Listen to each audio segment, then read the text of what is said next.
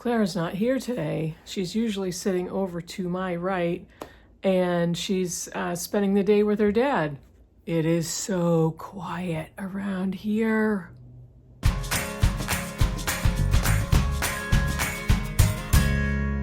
Hey Booktube, it's Kim at Middle of the Book March, and this is my Bookish week for Sunday, January 19th. So, I had a pretty good reading week this past week. I had 2 5-star reads, but they were both rereads, so I kind of knew what was coming. So I'm still looking forward to more really great reads this year. I think I'm done with all of my 2024 recaps. I am done with my 2024 recaps. So my midweek video this week is going to be my big Christmas book haul. So hope you can come back for that one. Let me get started on the books I have to show you. So the first reread was Wicked by Gregory Maguire. I read this a really long time ago. I think this book came out in 1995. It came out in 1995. I was correct. And I just saw the movie recently with my daughter, with Clara. I've never seen the play, but I heard that the movie is pretty similar to the play. But this book was excellent. I loved it the first time around. I loved it this time around. And as with every single time you reread, you get so much more out of the book. And I need to remember that. I need to remind myself of that because I'd like to reread more often this year. So anybody who doesn't know, this is Maguire's imagining of the backstory of the Wicked Witch of the West from The Wizard of Oz. And her name in this book is Elphaba. So what Maguire does is he kind of invents this story of Elphaba from her birth until her death. And he kind of puts all the different aspects of the Wizard of Oz story into the book. We find out who she was born to, how she was born, why she's green, who took care of her, how she met Glinda, who became the Good Witch of the North in the Wizard of Oz story, and how she came upon Dorothy and the Tin Man, the Scarecrow, and the Cowardly Lion. Oh, and Toto. So there's a lot in here. This is a lot more complex than the movie or the original Wizard of Oz story. So there's a lot in here about disability and ability of kind of found family. There's a lot in here about religion and political upheaval. I almost said upheaval. I don't know why I do that. I'm a grown woman. I know what words are, but there's anarchy and revolution. I said religion, but I completely blanked out that this is very heavy in some really quirky, interesting religions that Maguire comes up with. And it has a lot to do with the different parts of the land of Oz and what different people believe.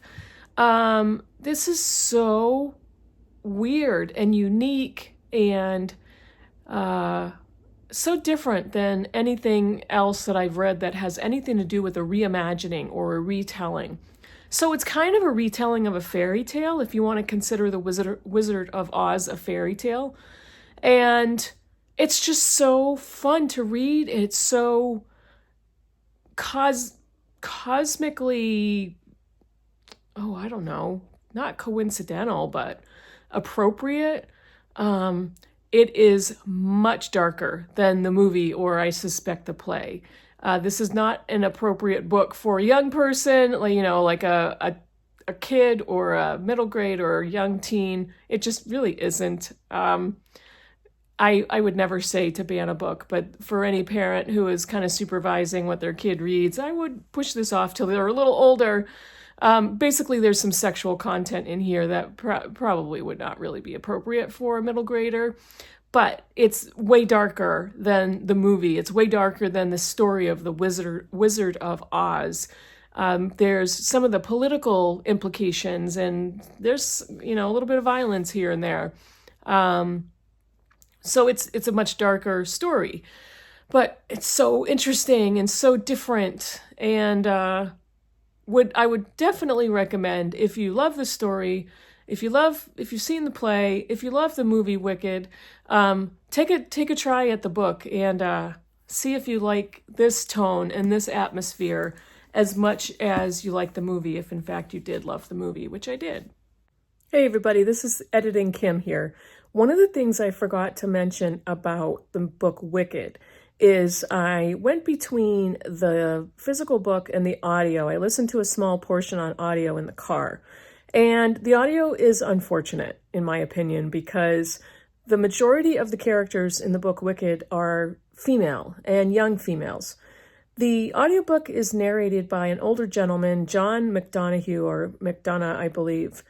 And I don't understand why. I don't understand why a novel that surrounds a young female character, whether she's a witch or not, is narrated by an older gentleman. And it did not match the story. So even though the narration was negative for me, and I believe was really unfortunate for the audiobook, the book itself was 5 stars for me. So I just wanted to mention that, not to put anybody down, but if you listen to it on audio, try it, but I absolutely don't recommend it. So the next book I finished, my other reread, is Elena Nose by Claudia Pineiro, translated from Spanish by Frances Riddle. Now, this is our 4th book in the Pineiro Project that I am reading with so many amazing booktubers and subscribers. I will have their names down below. And I reread this a couple years ago when it first came out in English. And I think, I forget, English translation is 2021. This was up for a book prize, I believe, and it may have been the International Booker, and that's when I read it. And this was my first Pineiro book that I read. This is the story of Elena, who, in the very beginning of the book, her daughter Rita has died, and it is determined that Rita died by suicide. But Elena can't fathom that her daughter would take her own life in the way that she did, and she's determined to get somebody to believe her that she thinks her daughter Rita was murdered. And she is not getting the response she's looking for, so she decides to take it upon herself to try to find out why somebody would want to kill her. She's looking for answers. She's doing some amateur sleuthing, and she's determined to travel across the city to reconnect with an acquaintance, Isabel, who knew Rita and Elena, to find out if she can help her get the answers that she's looking for behind her daughter's death.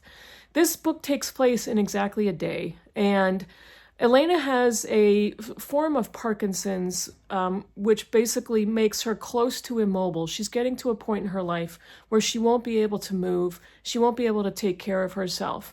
And for her to get across the city on public transportation is excruciating, and it's very difficult to read. She has a very visible disability. So every other chapter is Elena talking about her disease, is Elena talking about the past of snippets with her daughter Rita, and then the alternate chapters are the story of her trying to cross the city to discover where Isabel is, to see if she will help her. This book is emotionally cracking. This cracked stuff wide open, and it is so beautifully written, so expertly translated. And you are sympathetic to Elena's plight, but at the same time, you're so frustrated with her because of her attitudes more than anything. But you also have a deep sense of empathy of the physical aspects of her disease that she's dealing with on a minute-by-minute basis. So reading this with the Pineiro Project, I will not give details, but this book brought out so much personal discussion and so many personal revelations. This reading group is phenomenal, and trying to keep it together, trying to hold myself together. there's a lot of trust that went into the conversations that we had discussing this book. There's so many themes about motherhood and family, taking care of an elderly parent, dealing with a slow terminal disease, love and medical care, and all kinds of things. What a mother discovers about her daughter, or parents that have discovered things about their children that they would never have thought. Taking your own life and what happens to the people left behind.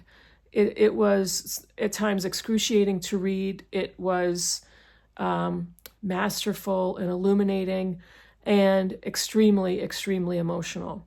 But what happens at the Pineiro Project stays at the Pineiro Project. But read that book. Just read the book. Those are the two I finished. So what am I currently reading? I continue to read Fire in the City, Savonarola and the Struggle for the Source of Renaissance Florence by Laura Martins. I'm reading this with Joe Smith.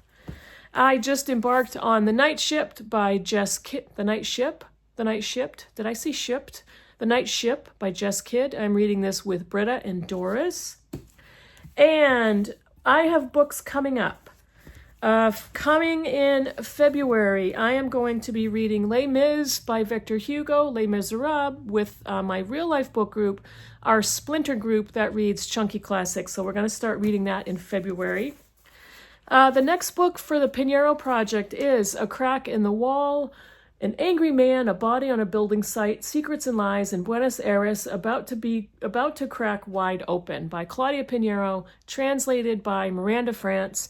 This one is published by Bitter Lemon Press, and her other books that we've been reading, she has several of her early books were published by Bitter Lemon Press, and her later books have been published by Charcoal Press. But this one, A Crack in the Wall, is our next one. And for my In Real Life book group, which is our next meeting is in February, we are going to be reading The Frozen River by Ariel Lawton, and looking forward to that. Really looking forward to this one. So that is it. It's kind of a short one this week. This has been a really interesting week for me personally because I gave my notice at my job, which is a fairly new job. I've been there 10 months, and I'm going to be starting another new job on the 27th of January. So again, there's a lot of upheaval, a lot of stress and uncertainty in my personal life, a lot of developments and a lot of things to look forward to at the same time, but try not to be anxious about. And, things are going well, and I'm getting to the point where I'm wrapping things up at my job, and I'm looking forward to something new. And I have to say, I've of course just alluded to this, but reading this book with the people I read it with and the conversations that we've had has been such a high point of my time on Booktube. And one of the things that Booktube did for me is it just made my world so much richer and gave me friends I never would have met in my life. It allowed me to open up in ways that I don't know if I've ever done with people that I physically see on a regular basis. And I'm just in awe of the intelligence and the empathy and the transparency of these people that I'm reading with. I don't know, I can't say enough. And this has been probably the best group read experience I've ever had on Booktube. And it's not even done. We are just over the halfway point in the Pineiro Project, and I literally can't wait to keep going. This has been phenomenal. So that is it for me for this week. Look forward to my big book haul coming on Wednesday, and I will see you all in the next video. Bye, everybody.